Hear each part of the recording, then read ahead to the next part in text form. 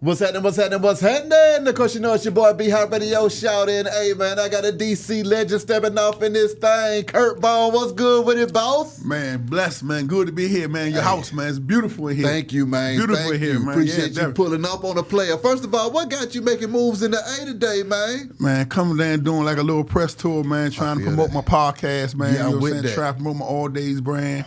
And they say, man, if you come in Atlanta, you got to see B High. You can't get. Come on, man. You got to see B High, man. Come You know what on. I'm saying? So after 85 South is you. Oh, man, I love that. I I'm love talking on the that. highway, too, man.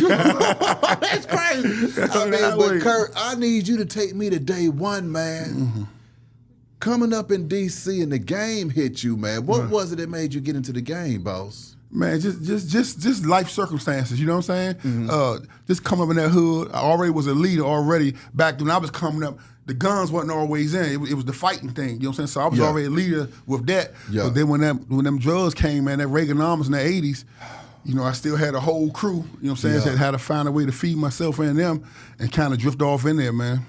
I mean, when you think about DC at that time, I mean, Chocolate City, man, what was the vibe in there, man? Man, it was something else, man. At that time, unfortunately, it was the murder capital. The DC was great for us winning. The Redskin was winning. Sugar Ray Leonard was knocking niggas out. Georgetown winning championships. You know what I'm saying? It was all the hook, man. And they dropped all that stuff in out the sky, man. It just mixed all that up, and it went crazy. It went crazy. When the dope came in, man, how did everything change in the streets, man? Because, I mean, what was going on before the epidemic started, man? Man, before the epidemic, man, we've always been Chocolate City. A whole bunch of community love, whole bunch of go-go music, mummo sauce for your chicken, and a whole bunch of partying, man. Like I said, and we was big on the little street fight in the hood fight. We never was gang. It was never no gang in D.C. Yeah. So it was like neighborhood, and we call it crews. Facts. You know what I'm saying? Then when it kind of like when the drugs hit, it kind of changed the game. It expedited the gunplay faster. You know what I'm saying? So we started mixing that aggressive nature with the gun, and it just went crazy. It went crazy. Okay. When you first saw the dope flood in, man, I mean, how did the game change, and how did you find yourself in the game, though, Kurt? Yeah, because what always was drugs in D.C., but when the crack came, the crack introduced a new player. Yeah. Because dudes ain't really had no hustling skills to sell crack. Yeah. Crack sold itself. You know what I'm saying? So now you got a whole bunch of guys getting into the game that really was previously, their occupation was stick-up boys, kidnap boys, bank boys, so now they say, shit, that hustle don't seem like, I ain't like heroin, nothing like that. I can just give me some crack and it sell itself. So now you got different mentalities and different philosophies coming in the game. So now you got a whole bunch of dudes that got philosophy for snatching niggas, they bringing that philosophy to the streets, you know what I'm saying? Come on now. So now a nigga owe you some money, instead of waiting for him to help him or figure out how to get it to, they might kill him, you know what I'm saying? Something like that. So it just got crazy, man. It got crazy. I mean, you are around a lot of legendary folks in D.C., though, man. I mean, you talk about the Rayfuls, you talking about the Waynes, you talking about the Alpos. Yeah. How did you find yourself in connections with all of those guys? Man, like I say, man, in my part of town where I was at, I covered a lot of landscape. Yeah. So we used to have fights against the neighborhood. Like we had a fight against Rayful crew like in 86, 85 or something. So we kind of made a connection right there, right? Yeah. So after we made a connection right there, then we started breaking law together. So that's how I kind of got bonded with him. So DC very small. Yeah. Our go-go was just like what rap would be down here right now. So each little joint, you go to a big go-go convention, you're going to serve everybody from DC. Facts. So if you banging out or whatever you doing, you mess with the popular girls, excuse me, your name gonna be already circulating. Yeah. So I already was circulating for being aggressive. But then when the crack came, it was already easy because I had people in place already in these different hoods. Yeah. So man, so you know, so all the dudes that had respect then kind of still networked together. Yeah. You know what I'm saying? So it was I ain't gonna say easy because I mean ain't nothing easy about being on them streets, but it was easy for me to make a big leap because I already had relationships in all the neighborhoods with all aggressive guys. You know what I'm saying? Exactly. Yeah. I mean, when you see Rayful coming down with all of that weight, man, I mean, what was it like seeing that, man? Because, I mean, his numbers were ridiculous, too. Oh, yeah, you're right. When I met him, that was another level, you know what I'm saying? I kind of was playing for real before I met him, you know what I'm saying? It was just like I was getting some money, but I wasn't getting no money, as the youngest say, in all caps, you know what I'm saying? So when Slim came down and get the drop of them Jones, you know, them birds down, the game came different, you know what I'm saying? Back then, we were just doing a little something under that, you know what I'm saying? Yeah. But when he came, it was another level, you know what I'm saying? You know, you got them connections from over the water. it just got crazy.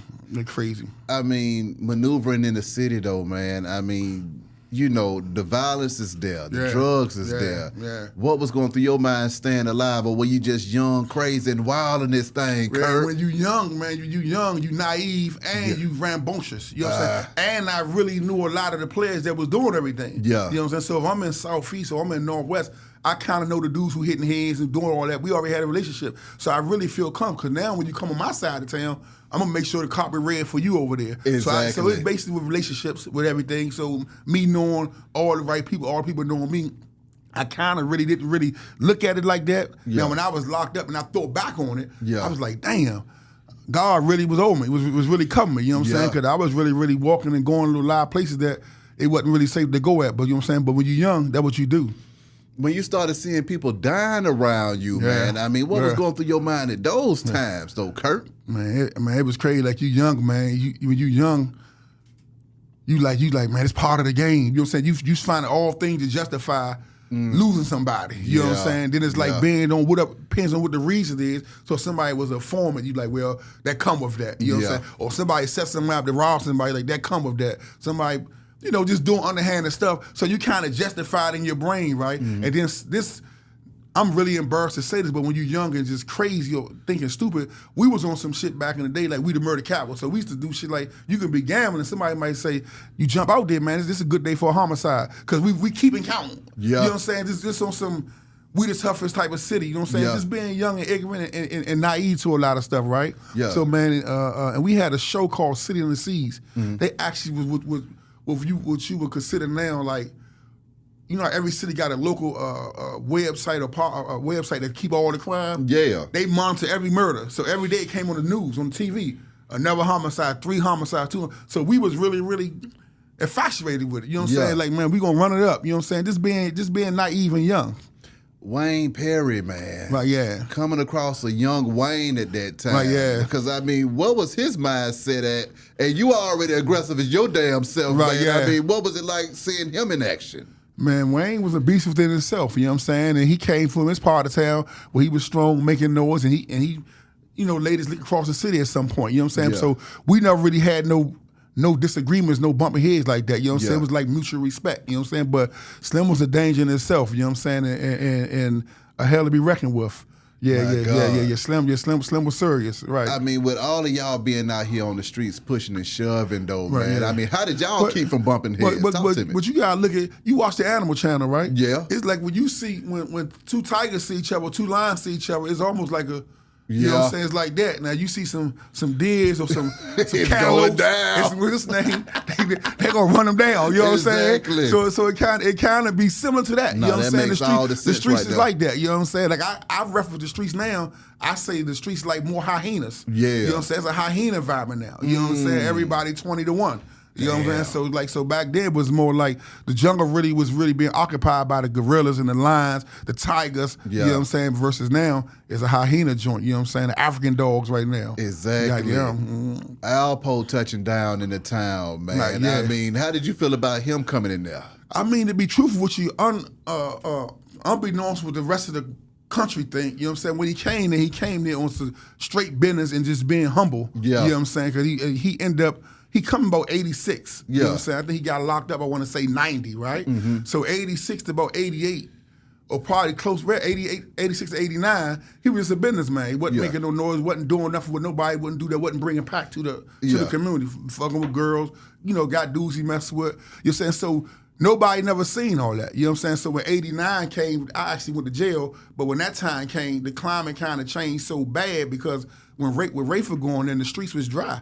So now everybody hunting. You know what I'm saying? You got dudes that was buying joint, now they trying to meet up with you to put you on the trunk. You know what I'm saying? So that's when I think, you know, stuff kind of got out of hand, but he didn't really come down there with that type of behavior. You know what I'm saying? Then he was with around the right circle of guys with those, you know what I'm saying? He really had some cover over top of him. Exactly. You know what I'm saying? But you know, so with him, my personal experience with him, it was cool. You know what I'm saying? At that point. But keep in mind, I went to jail at 89. He started cutting up probably a year after that, you know, with dudes like that, right? And really, the cutting up was dudes on his line. It wasn't like I was waking up saying, I'm a dude. Niggas trying to get at him. You know what I'm saying? So he really was trying to keep the heat off himself. Exactly. Yeah, so it wasn't like no sweet joint like that.